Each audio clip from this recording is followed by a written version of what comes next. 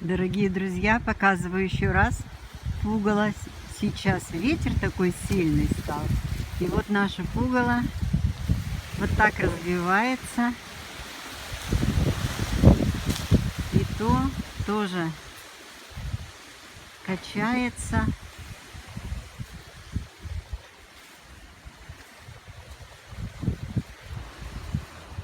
Ну вот смотрите, черешня краснеет.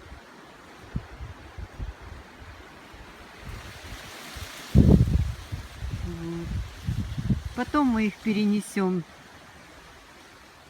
на другие деревья. Вот здесь желтую черешню они не едят, птицы. А вот красную могут оставить за одно утро без урожая. Всего хорошего. Вот еще раз показываю. Плохо, наверное, видно.